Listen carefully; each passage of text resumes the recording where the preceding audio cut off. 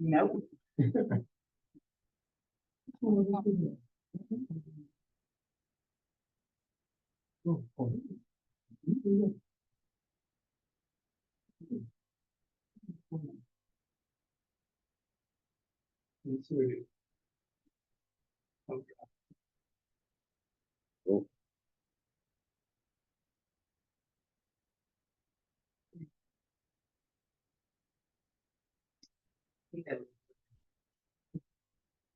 Okay, we're good?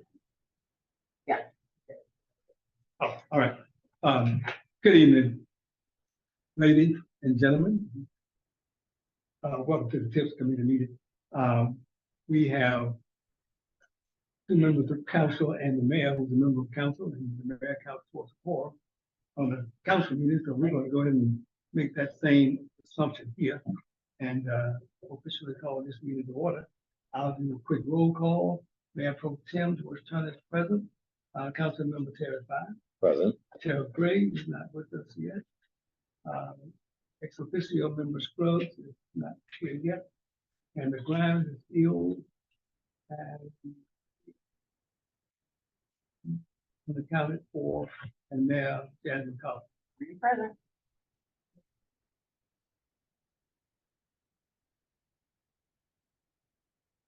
We have a rather short agenda. There were a couple of other things I wanted to just kind of discuss, if y'all don't mind me adding to the agenda. And that is Panola Shows, the status thereof, Panola Road. We talk about it a lot, but until something is done, we need to keep talking about Panola between Brown's Mill and 155 and what's going on with that project, where we stand. And we wanted to talk about some splash projects 2024 as we strove to make it that are being funded out of splash for the 2024 budget, as well as getting ready for 2025 budget. And we talked about the ARPA funding for transportation projects. I know the city manager is taking a look at that. So those are some items that we need to talk about this evening or get on subsequent TIPS agendas. So we'll cover what we have time to cover and come back to the other later. Right now, the next thing on the agenda is public comment. Any public comment this time? Yes, sir. I guess this time talk about the bicycle path study. I'll tell you what, that's an agenda item, and I will open it up for input beyond the 2 minute comments if you want to. Reserve your time for that. Okay.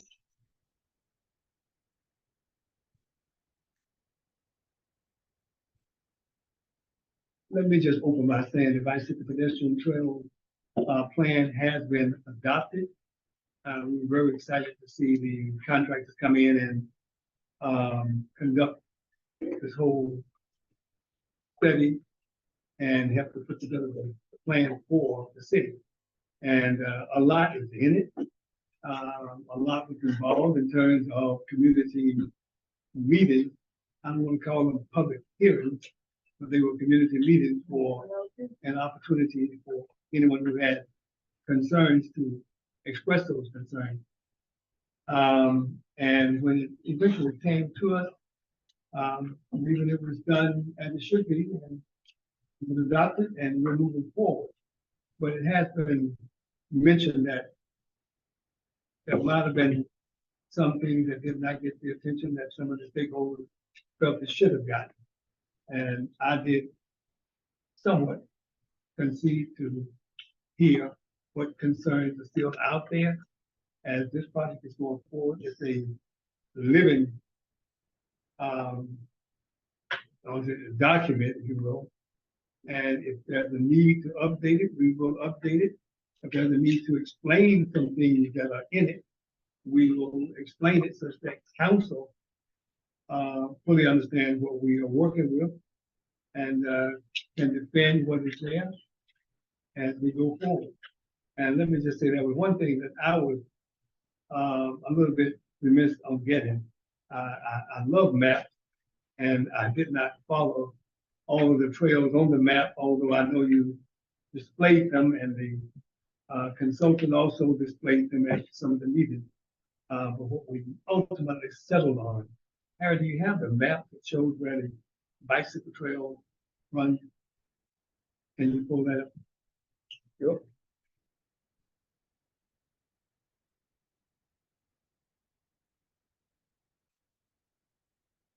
I say bicycle trail, this is the bike, pedestrian, and what else is in there? Flash. Multi-use.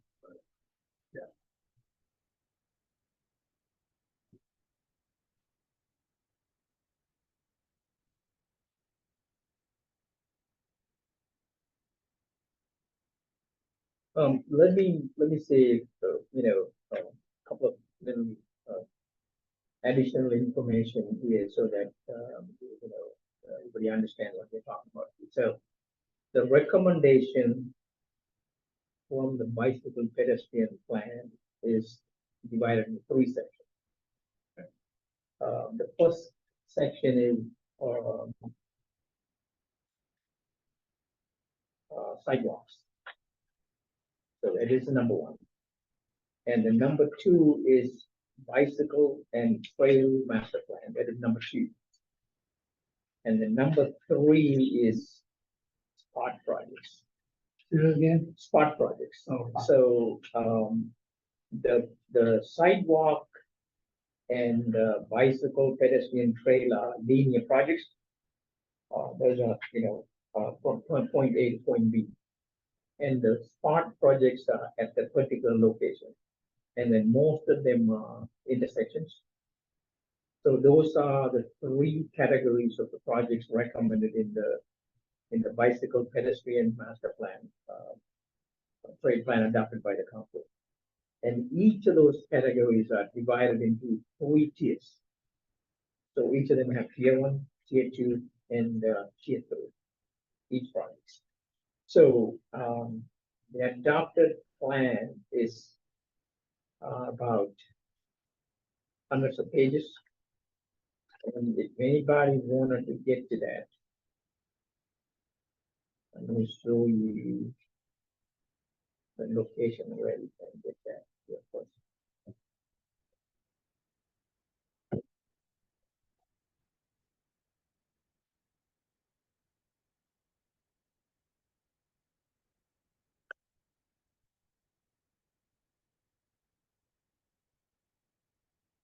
Well, we can get that from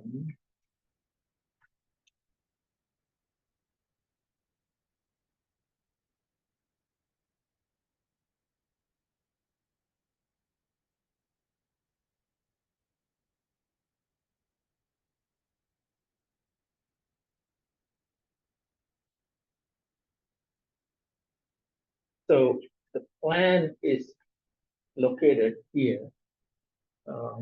So you go to government and then the city engineering, and then go to major plans and studies, and then come to, so each of these plans are listed in our website, and the bicycle pedestrian trail plan is listed here. The entire plan is listed here. So anybody can go and look at that plan. And then going back to the trail plan, we have three categories, and each of them are listed in this section. So I'm going to go through each of those things. So the first one is going to be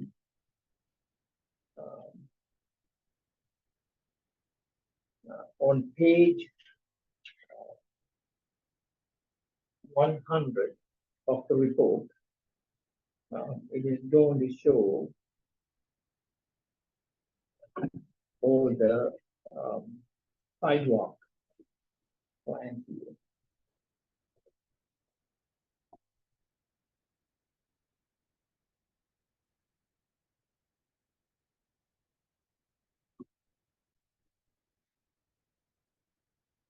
So the sidewalk plans, the first ones, and then there are three categories or tiers for sidewalks.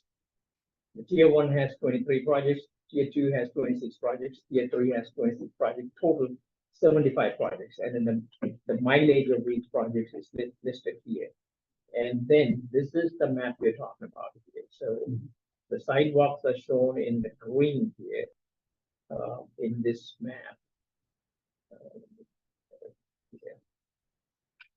So anybody can go and look at, so example, there is an SW23 listed here, and then SW66 listed here, SW6 listed here, and then here is SW11 listed here. So all the new sidewalks, proposed sidewalks are listed in green, and also the shared use paths are listed in that yellowish color here. So that is in this map here.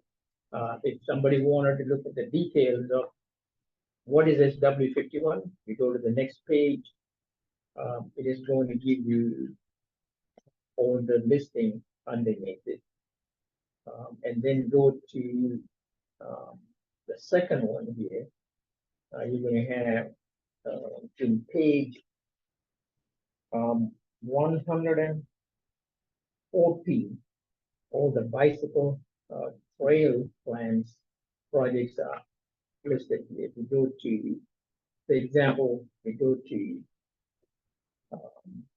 110, it is going to give you the list of sidewalk projects here. Each of those projects are listed in this, the number, and then the project name, and then from where to where, and all those are listed here. And then the next page is going to give you for each of them. It need to be looked at side by side. So those sidewalks, where the sidewalk is located, which side of the road, and then where is the original source of that, and then the cost estimate is provided here. That is all the sidewalks.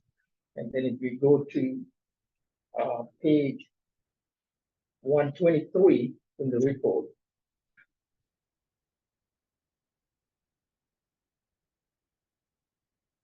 it is going to list all the, so these are categorized based on the local roads and GDOT roads because of the difficulty in getting the GDOT roads. Those are listed separately. And then the bicycle trail projects recommendations are starting. These are the tier two, and then you can go and say how many shared use paths are recommended, and then how many neighborhood greenways are recommended, how many protected bicycle lanes are recommended, how many cul-de-sac projects are listed. Those are 25 projects listed totally. That is on page 120. And then the map is actually shared here of each of those in the tier two projects. So these are basically listed. And then if you go here, the projects are listed on page 122. And these are the projects you can see shared use paths, neighborhood greenways, cul-de-sacs, and protected bike lanes are listed here. And then the cost estimate for that is listed on this one. So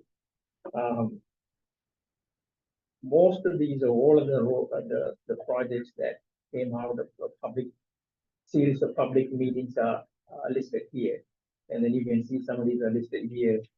Local routes get recommended sidewalk projects include Chapman Road, Crossville Road, Maddox Road, Rock Springs Road, Rockland Road, Turner Hill Road, among others. So these are sample of projects they are listed in this proposal. So, and then the sidewalks in tier three are listed. You can see the tier three are Rockland and Browns Mill and some other roads. So, and then there are some roads sidewalks listed here too. So everything is in the map. If nobody can, figure out the map, they can go underneath it. Those are clearly given here, so you can see that some of these sidewalks listed here: Chapman, Crossville, Klondike, Maddox, Panola, Vandal, Rock Springs, kind of stuff. So the information is listed here, and the cost estimate also in the next page for each of those sidewalk sections. And then bicycle trail projects are coming up next. So how many shared use paths, barrows, cul-de-sac connections in that. So you can see those projects in the map. Latonia Industrial Boulevard is shared use path, and then Rock Spring Road is also shared use path, and then you can see that the map here, and then the projects listing coming underneath it for each and every category. The reason is there are two reasons these groups have done it. So they wanted to separate sidewalks from bicycle pedestrian trail related projects. And then also they want to separate the spot projects. For example, some of these spot projects include crosswalks in the intersections and also turn radius improvement, because most of these roads we operating with the old narrower or smaller radius projects, and some of those radiuses when the heavy trucks turn, they can make a turn. So those are the ones. And then the spot projects also include the rectangular rapid hybrid, the beacons, flashing beacon, and also these half signals way above the road with the multi-lane projects. So those are also listed there. Overall, they did a good job, and the projects are spread out everywhere. You can see the entire city covers, and then these are the spot projects we are talking about here. They have prefabricated pedestrian bridges for I-20.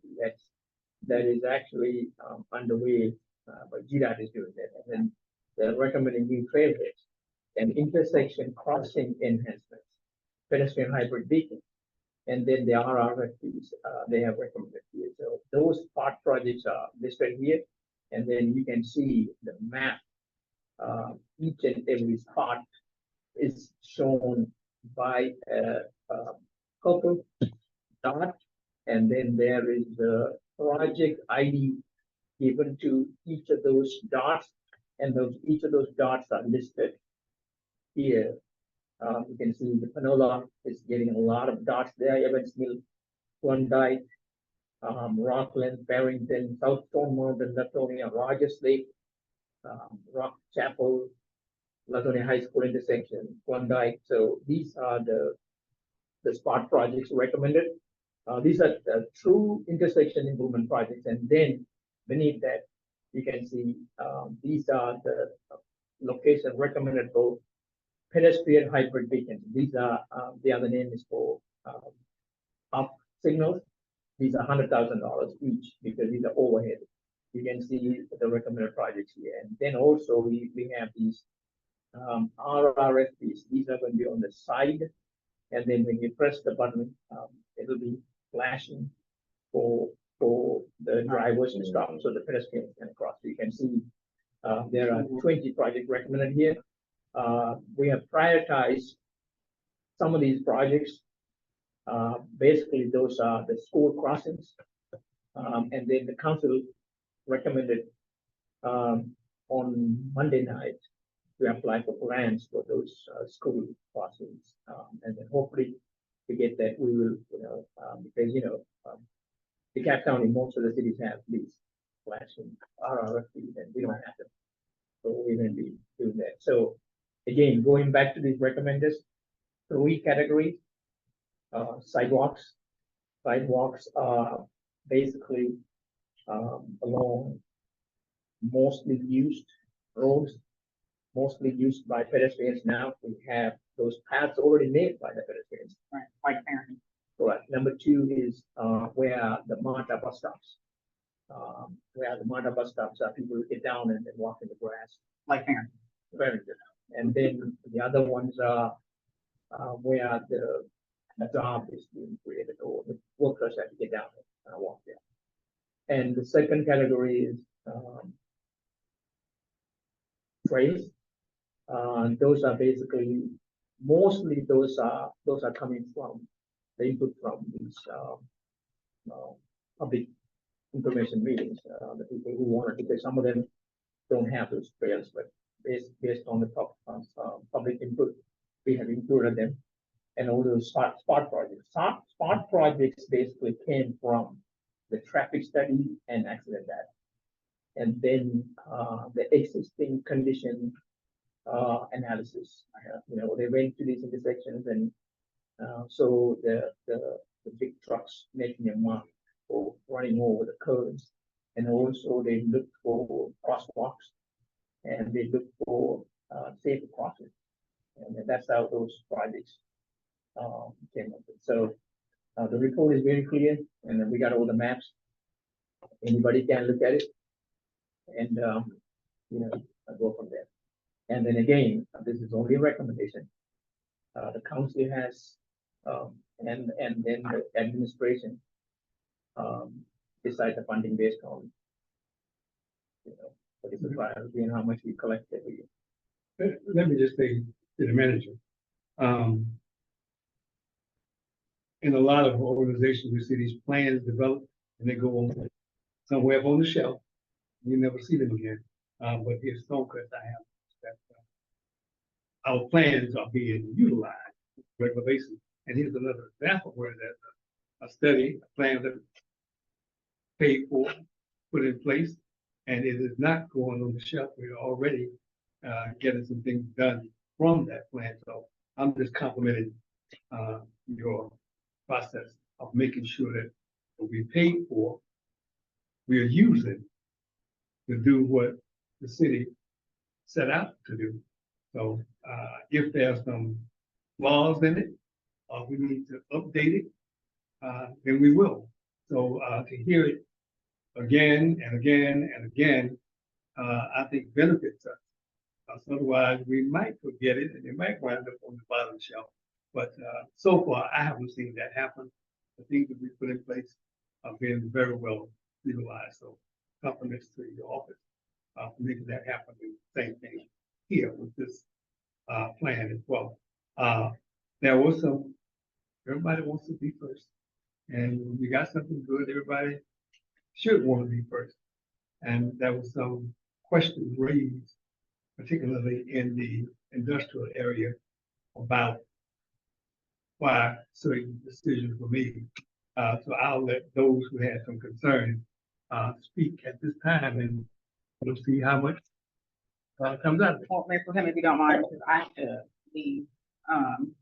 If I could just get my few comments in, and then you have the rest of the meeting to say what is on everybody's heart and mind, but because I've only got 5 minutes, We will be before I have to back, run. and let the mayor speak. As we put our capital improvement plan, our budget together for FY 25, as you know, we use all of these plans, our Parks Master Plan, our Transportation Master Plan, our Bike Set and Trail Plan. We'll also use a little bit of our Economic Development Plan to pick and prioritize these projects and fund them each year, because we don't have an exhaustive list of funds, right? We'll prioritize what we will fund each year. You know, this is our next set of a 5-year capital improvement plan, or capital improvement budget rather. So we'll do it 5 years. So as you look at, or you prepare and you get feedback from your constituents, and as we prepare to dive into what will make the list and what won't make the list, which we spent the last TIP meeting going over, you'll see some of that priority is not just where or location in the city. It's also based on the budget. And then we'll do grants like we just did at the work session, and we'll keep looking for more.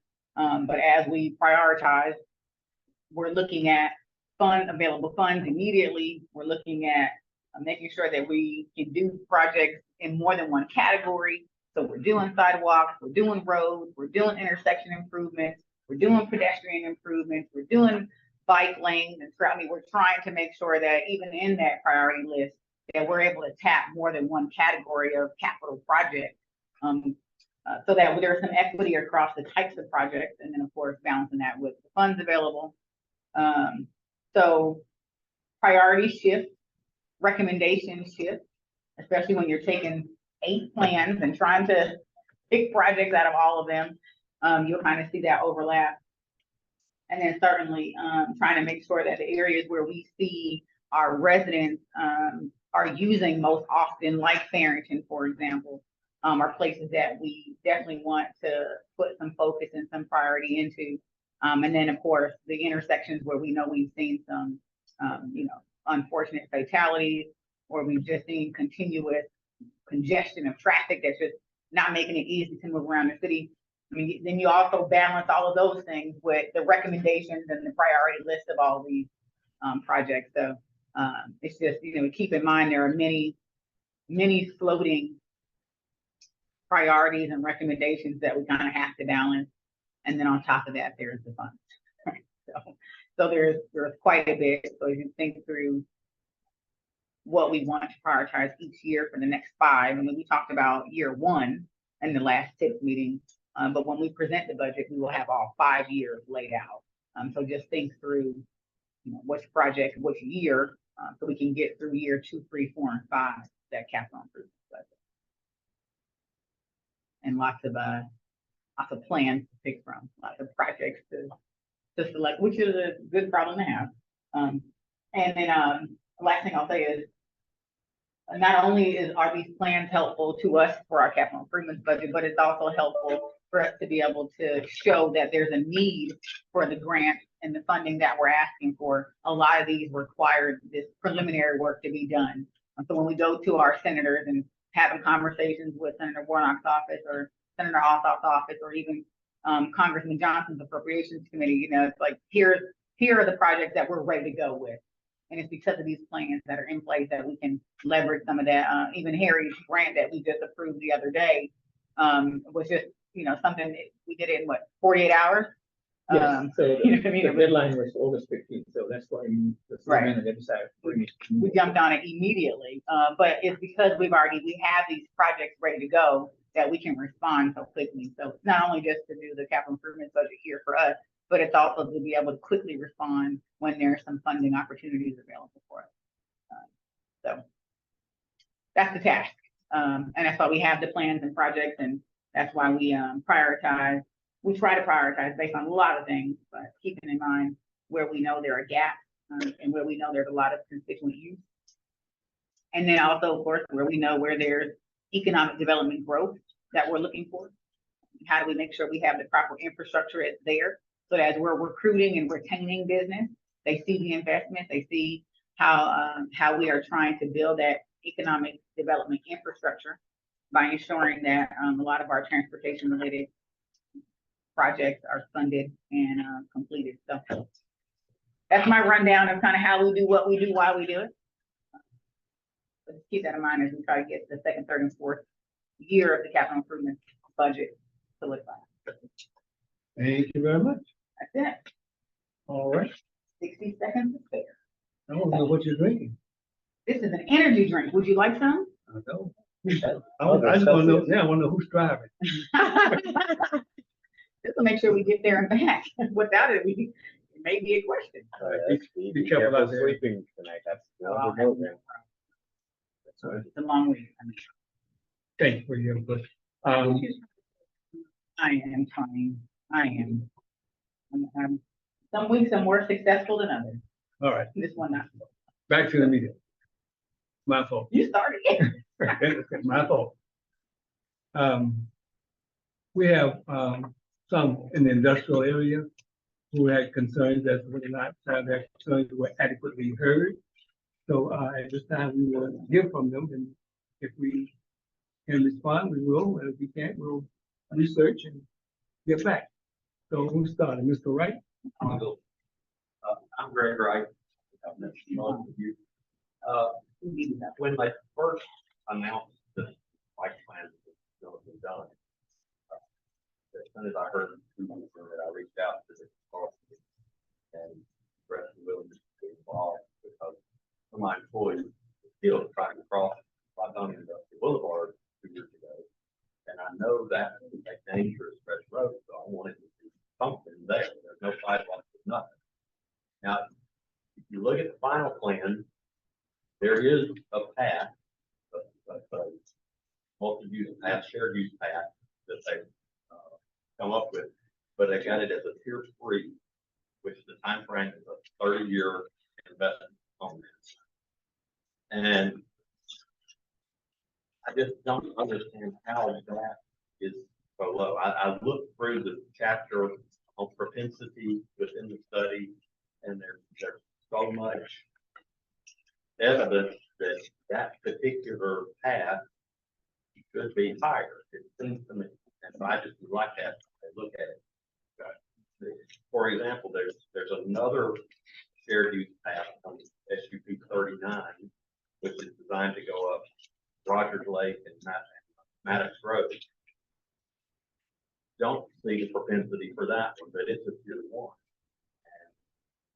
And there's no foot traffic along that route, but there are lots of jobs along Lithonia Industrial, and there's people that walk that road every day.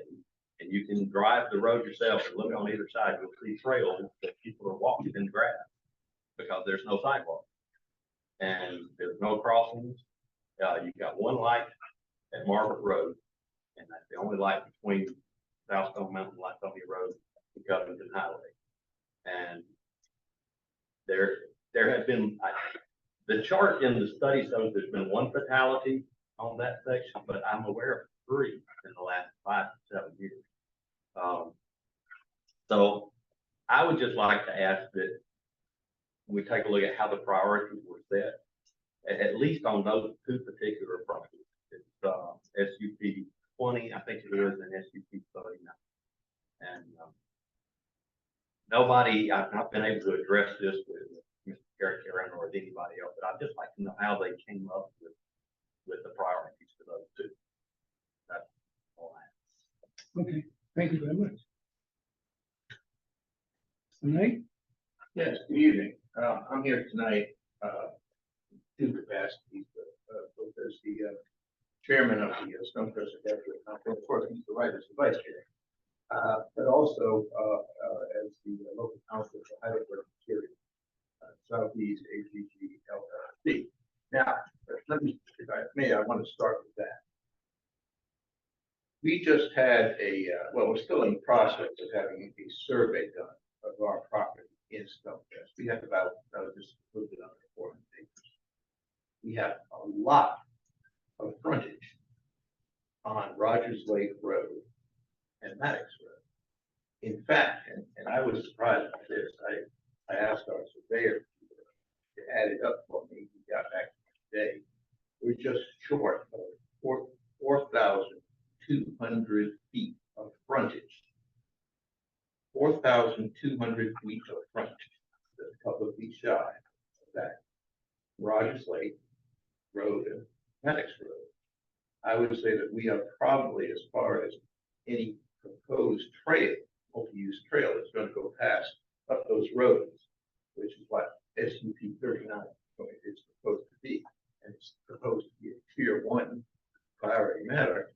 Well, obviously, I think we have the best standing. We're the biggest state that are out there. We're talking about 4,200 linear feet of frontage that we think is going to be affected in some way by this trail. Now, we have no details about this trail, and I realize they haven't gotten to the design phase yet, but which side of the road is it going to be? Is it going to be on our side, on our frontage, or across the street? If it's on our side, we start to talk about, are we going to have to give up some of our property? That gets us into certain difficulties, for instance, Georgia EPD, because a lot of our property is mandated buffers.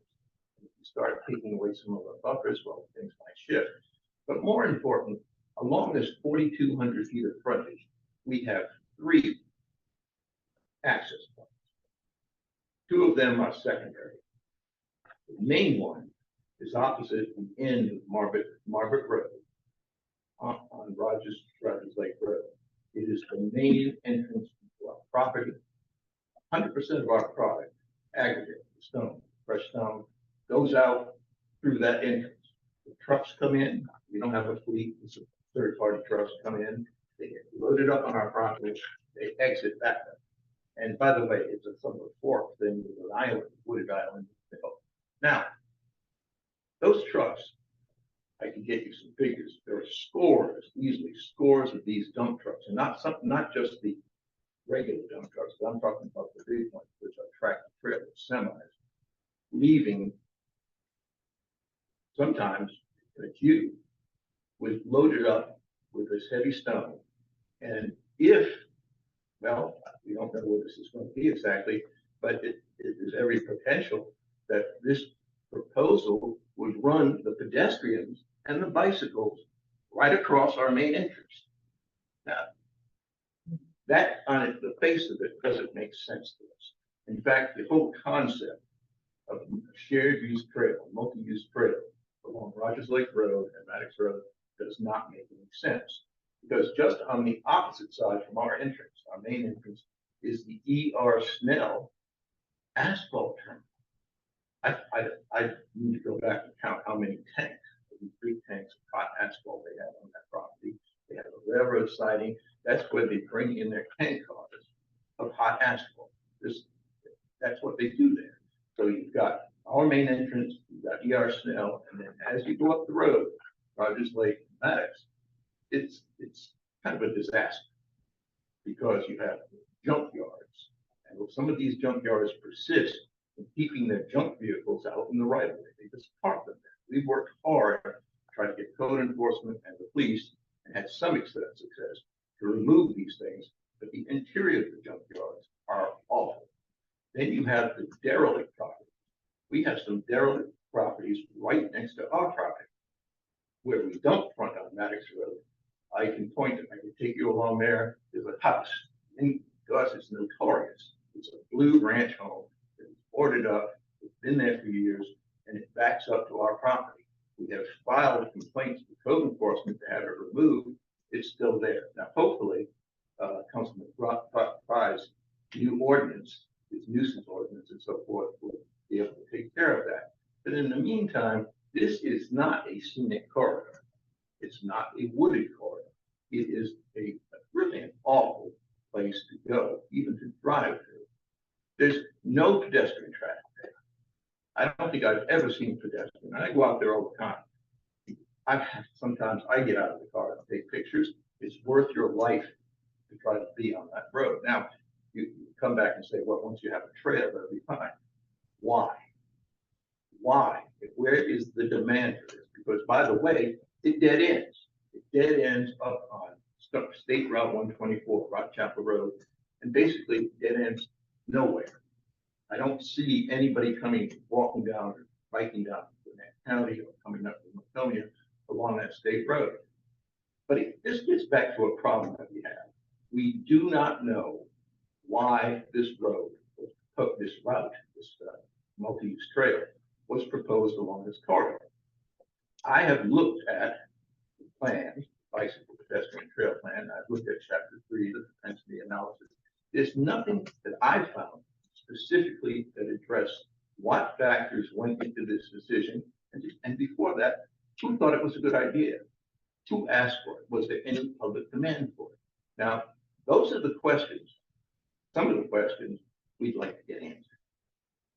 And by we, I say my company, Heidelberg Materials, 4,200 feet of frontage, the main entrance for our property, lots and lots of trucks going out. Why is this trail proposed to be built? The starting point for us is to get a dialogue, a conversation, hopefully with Mr. Garrett Garren. Hopefully, the best of all worlds, the consultant. Of course, we've gotten in touch with the consultant. They say, well, the contract is over. They don't really want to talk with us. I understand that. But y'all have a provision in your contract with Gresham Smith that was signed in February of last year. And it says that for a year after the contract is completed, Gresham Smith is going to hold on to all of its materials, all of the materials that it generated with respect to this project, and that it will provide those materials upon request to the city for the city's inspection. What we want is we want some answers, and we're trying to be as polite about this as possible. Why, first of all, were we not consulted? Nobody came to our company and said, by the way, we see that you have 4,200 feet of frontage, and this is really going to potentially impact you. Let's talk with you about it. That wasn't done. This is really the first opportunity standing before you all tonight that we have had to even begin to have this dialogue with the city council and so forth. And I do need to make a comment about these community meetings that were held during the generation of this particular plan. they were good as far as they went. And I need to compliment Gresham Smith and Mr. Karen on the effort that they put into everything. The problem with those meetings is that basically you have the representatives from Gresham Smith standing there. They were very pleasant, nice people. Mr. Wright would go up to them and talk with them. I go up and talk with them. They listened politely to what we had to say. And that was it, as far as we heard. The next thing that we knew was on November 13th last year, when the plan was issued. It had the projects in it, but more important, for the first time, we saw the priorities. And you can imagine how we felt when we saw, not only was Lycoming Industrial Boulevard, I think it's SB 21, relegated to 30-year plus limbo, but on top of that, that we had a tier 1 high priority multi-use trail going right past the entrance of our property. We don't understand. So what we're saying is this: we don't have a problem with the plan in general. We think it's a great idea. We don't have a problem with anything at this point, other than the 2 projects which Mr. Wright and I have just have been talking about. We would like to get a conversation done, get some real answers, and by that I don't mean have compel us or restrict us just by an open records act request. Honestly, we should not have to do it under 270. This is something that we should have had access to before. The specific propensity analysis for these trails should have been published before this. We shouldn't be compelled to try to phrase our Open Records Act request so specifically that we actually come up with this information, much less pay hundreds or even thousands of dollars for the privilege of seeing this material.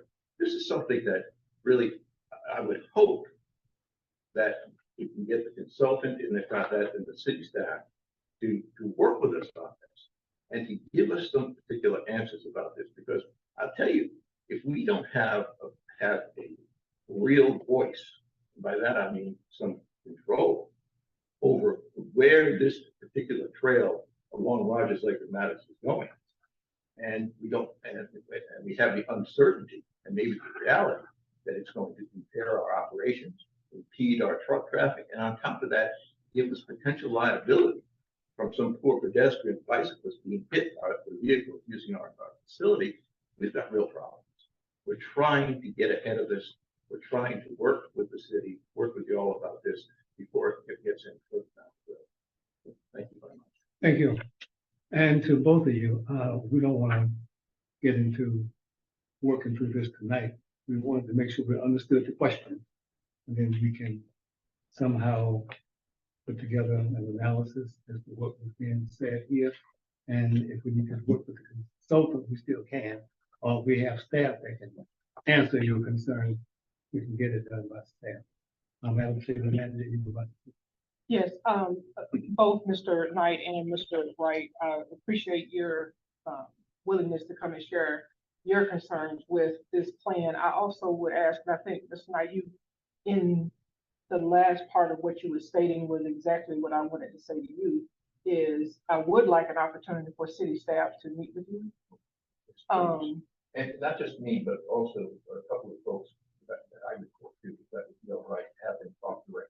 Well, I want to make sure that a couple of things that I understand what it is that you're asking, because we have mentioned that this is a plan that the consultants did, and if we need to bring them, if we need to get some additional clarification, we certainly can do that. But I want to make sure I understand what your concern, enumerated what your concerns are, so that we can properly address them and that we can have some answers, so that we can sit down and have a meaningful meeting that looks at this. But again, and I think Harry mentioned this when he was speaking, these are recommendations from a consultant, right? Anything that we staff recommend has to go before full council, right? And so we would not, you and the industrial community would be aware of those through our regular community planning meetings. However, again, I just want to make sure that I understand what it is And if it's something that we can do so that you don't have to do the open record request, that we can sit down and enumerate what those are and provide you some type of response. Thank you so much. That sounds wonderful. I'd love to do it tomorrow or whenever at your convenience. I can bring in at least Brett Miller, who's our regional environmental manager. Bring him in. We can do it. It could be a virtual meeting. That would help a great deal. Or if you want me to come in person, do that too. At your convenience, dispose of that. We can have that conversation. I cannot promise you for tomorrow, but I will say, here in the near future, make sure that, we get the appropriate staff to be able to respond to your questions. I mean, to your concerns. I tried to, take down as many of them as I could, but, so we'll have to be able to have a fruitful meeting. Thank you. Okay, thank you. And And, I should wait to hear from you about that. Or yes, sir, I know contact we him. have your contact. Yeah, you'll contact him. Yes, sir. And Mr. Wright, Thank you very much you're welcome. for giving me the opportunity. Is it fire or fee? It's fine. Fire. It's fine. I heard him say fee. No. Is it inside? Good to meet you and look forward to it. Absolutely. Thank you. Thank you. Thank you. Is that all for tonight? We have some other items that are not related to that. On this particular item. Yeah, but we do have some other items on the agenda. that we're gonna cover. Thank you. Okay, Thank you so much. thank Thank you. you. I put on here the analysis of road paving unit costing, because in the past, we've had some confusion from council as to when monies are left over, can we just extend the contract, or we need to rebid it? Or if we go over what we have, in terms of cost, how do we approve that, and so forth and so on. And when I came to, I believe I understand how it's bid now, and that is the cost per unit. And sometimes if you're anticipating one cost and it comes in a lot lower, then you're gonna have some funds left over. Now, do you take those funds and do another contract, or do you just pick on some more roads and go ahead and spend the money? So to explain how the costing of the contract takes place, we wanted to get that back on the table so we can hopefully one day fully understand it. Okay, so let me start on the contractual side, and I'll let Harry handle the technical unit price, because it's a pretty extensive list, itemized list of quantities of certain types of material to resurface a road. And a lot of other technical things that's associated with that. But in terms of contract wise, when procurement does a solicitation for resurfacing, generally speaking, that is for a specific period of time. Our 2024 paving obviously goes through 2024. The pricing that we receive from the solicitations, the bid package, those are firm numbers, and typically the contractor or the bidder will hold those firm throughout the entire contract period. So I'll give you an example. In previous years, we have made estimates that we thought it may be 6,000 and it came back 4, so there's additional funding. But even in those instances, because I believe this year is also a good case of that, I think we were at, the contract is at 3.9? 3.8. 3.8. But I believe we budgeted 6 million, right? So that means the market said, we thought it would be 6. The market said it's 3.9, 3.8. So there's some balance there. Mhm. So if we get through paving and or get started with this and realize that, hey, we know now that we have some additional funding, the contract already has been established, the procurement for that has already been done. So what the staff would come back is recommend to council, can we amend the contract to add these additional roads based on these unit prices that we have already been given based on an competitive bid process that had already taken place. Because the unit prices are locked in. Those are like, and we already know that the first time, staff already knows that the first time we come to council. That's why we do the solicitation, so that you can get those. Harry's showing those now. Thank you, Harry. So you can clearly see the cost per unit And what happens is once the bidders, they have an opportunity to get that road list, they go out, they can look, they can do what they need to do to make an estimated cost. And that's what they do, their proposal based on what they see and what we're asking for. And so we staff would come back to council and say, we have $1.8 million. We want to see if we can take what we think is another sample of roads. Because keep in mind, even if we come back and say, we want this list of 20 roads or 50 roads, when we give it to the contractor, they may say it's going to cost 1.5 and we have 1.8, then we're good. But if they say it's going to be 2 million, we may say, well, we want to take off these 5 to get us to what the balance is. But all of that would have to come back before council. Whereas in another world, sometimes contracts are flat rate. You say, you get $5 million to pay X number of streets. If the contractor is able to pay those streets for $4 million, he still gets $5 million because that's a flat rate contract. But if it costs the contractor $5.5 million to pay those streets, that's just too bad. He's still obligated to pay the street if it's that flat rate. But We don't do that. We don't do flat rate. We do not. We do more detailed because we also have a construction site inspector that goes out and each day. Is that one of the tickets? Yeah, this is one of the. I just bought it. Yeah, so one of the tickets, they'll go out, the construction site inspector goes out and makes sure that if they're paving this section of road, that is what was needed, that is the quantities that they anticipate or that they agree should be this number of units of X, Y, and Z. Right. That is why we have someone on site to monitor the process of that. Yeah, I think when this first came out about as an issue, some of us had flat rate in our mind about all contracts. So we have never done flat rate on paving. No. Nobody does that. Nobody does flat rate. Typically the municipality nor the contractor is going to want to take the risk of us saying 6 million, because I give you an example. If we had gave them 6 million, it's not going to cost them but 3.9. Yeah. Yeah. But the contract is flat, so the rest goes in that. So that's what I'm saying. That is, I'm not sure. I'm not familiar with that, but we have, since I've been here, we've done that way. And that's why we have the construction site inspector to be there to monitor the quantities of the project itself, and not just for paving, for all of our projects. And the paving will be going from one corner of the city to the other. So that's how we're prioritizing, right? Right, for now, this contract, yeah. So, piggyback on what the city manager said, nobody does a lump sum for payment. I've done this, I don't want to say that here. A long time. Right, so, there are a couple of things happening. Our previous, bids 22, at least both of us were here. The market was really hot.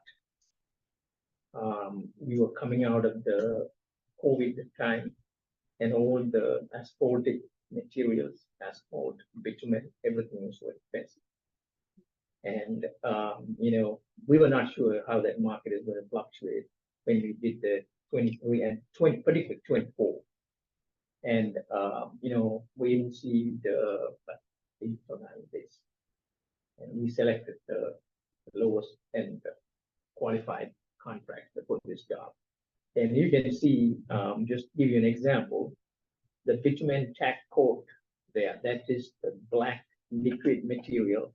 After we mill the surface, we spray that liquid and cover this entire road before we part on the topsoil. I'm just going to give you an example. This was estimated from the previous bid for $6.50. And you can see what is the price in this bid.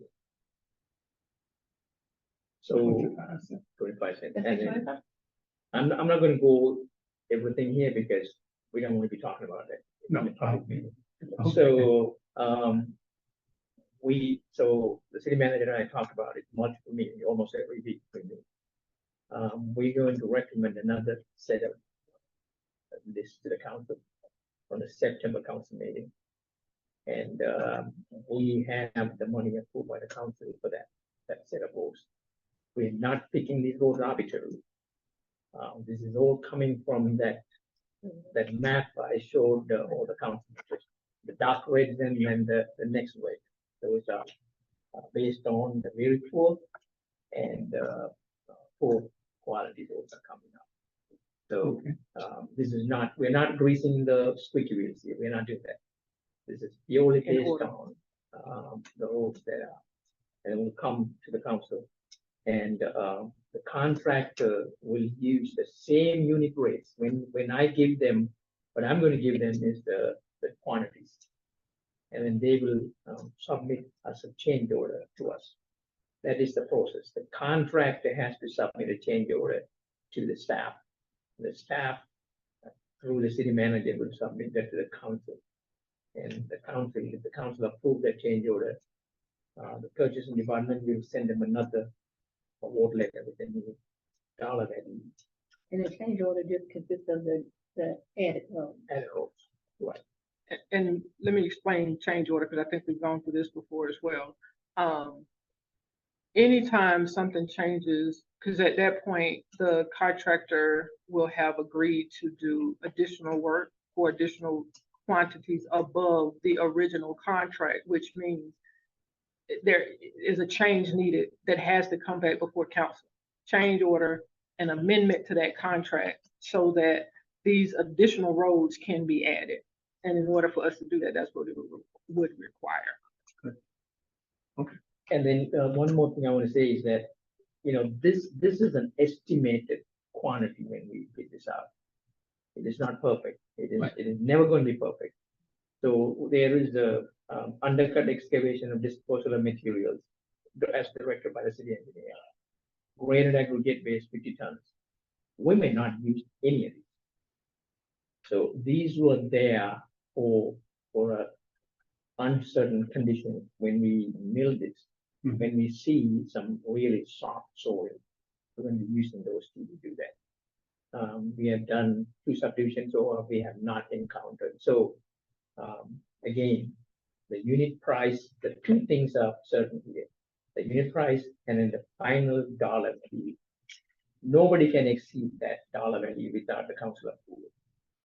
And then the unit prices are good. The quantities are always flexible because when you mill a road, when you have we're expecting it built to the standard. And then when you mill it 1.5 inches, if the road has only 2 inches of asphalt, then 1/2 inch will just cut off. Right. So instead of putting back 2 inches, 1.5 inches, we may end up putting 2 inches in certain area. So that is how it works. And then I hope we will get plenty of opportunity to explain to the council how this paving works. Good. Okay, couple other quick things. Nola Show, we talk about it. Oh, I'm sorry. Just before we move off from paving, in terms of how can you tell a road? Now, when we did the analysis of the roads with the machines, did they go down deep enough to tell whether or not there was some other external interior damage to the roads that might require more than paving? I know one subdivision in District 2, right? It's the same one we talk about all the time. Well, not the other one we talked about, the LC, but the Stonebridge Creek subdivision, that entire subdivision needing an entire rework. And just looking at it, I don't know. I know that repaving it definitely needs, but from what I've heard from the constituents in that area, the road hasn't been worked on since the subdivision was built in 30 years. the 90s. That's right. Most of these roads were 30 years old and they never paved. And we're going to go into that rambling way that is the same situation. That is in, I think it's your district. Yeah, it is. I did not realize the 90s was 30 years ago. That's one person. Oh, that ain't hurt. That hurt. Oh, Calm Is down. it? yeah, that is it. Yes, sir. To answer your question, yes. So the the machines are doing two things. The PCI number is 0 to 100. It is an average or interpolation of two factors. One of them is surface, the other one is a subsurface. Mhm. So this machine, take pictures. We got pictures of, I have this size flash or floppy drive or whatever they send. I have two of them in my office. All the pictures of all the roads. And when those the machine send the vibrated sonar signal, when it comes back, and that will give us another factor of that. That is how the base is built. And so that is considered like, I think about 60% of the number, and then the surface is considered 40% of the number, and they do this interpolation and then come up with the final PCI. So And both we are have- considered. And just to be clear, we budgeted 6 million, we have 3.8 million. That leaves us with about 2.2 million left, correct?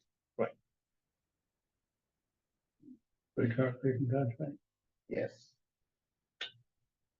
We may need, ooh, that might get me in trouble with my constituents if I say that, but I'll hold off until after. I have no more questions. We're going down the list. No, I know, Donald, I know to stick to the list, but I think, You can look at the No. lumps on my head, and you know, sticking to the list. no, we My stick it. neighbors have beaten me up.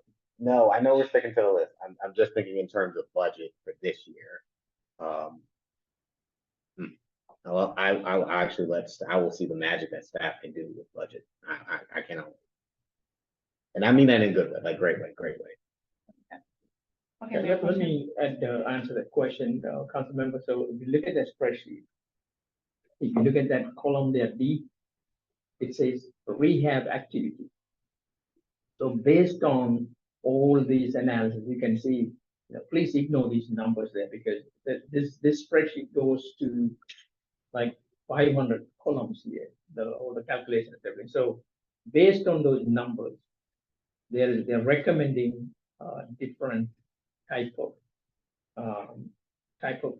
rehabilitation method.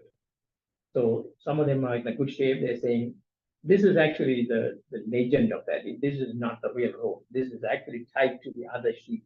Mhm. Based on these numbers, it's going to go to that sheet and tell exactly what the method is. So some of this, we're going to do 8 mil and then thin overlay. That means both sides are milled a little bit and then come and do a thin overlay of the whole thing. It is 1.5 to 2 inch. That's what we are doing mostly here now. And then the FWM is full width milling and then thick overlay. That means strip the whole thing and then put a thicker, which is going to be 2 to 5 inches. Mm. And then you can see some of them are full depth reconstruction. If you see that, that means you basically till the whole road and take out the whole asphalt, and there is a machine be milling that at the front and throwing it to the back of the machine, and then they will be adding additional material, mix it, put it back, and roll it. So that's called full depth reclamation. I don't want to take any more time. Yeah, I'm here. All right, let me just mention a couple of quick things that we can deal with them later. And that is that I'm gonna stay on, the show until we get that wall built. And I know you guys are working on it, so Yeah. we'll expect the report for too long. The same thing with, that paving up another road between Browns Mill and 155.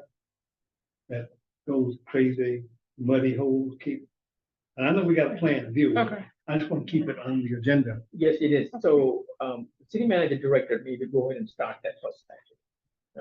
Meeting, but what happened was that special crew from the contractor was out of town, not available. So I didn't want to hold the other crew starting the local street. As soon as they are ready, that is a separate crew. So when this paving is going, they will come and do canola. And then we also agreed to do in a different method to pave the entire day. I don't want to hold you guys any longer, but take a look at this budget cycle coming up. If there's some SPLOST projects you want to see get done in the next budget cycle, man, it's time to put it on the table. So think about it and get it to. And we're gonna discuss that at the next work session. Well, next TIPS meeting. I think it's on the, I don't know if I brought it with me. It's on the schedule for us to go over at this meeting, Next one. the next TIPS meeting, which is next month. And, staff and I are working on putting together the 5-year plan. And some of it is based off of the recommendations from the retreat. All right, unless there's something else you just can't hold. We thank you for your time, participation. And we can adjourn this meeting. Thank you. You can adjourn. All right, thank you. Can you let me know what the dates and times are?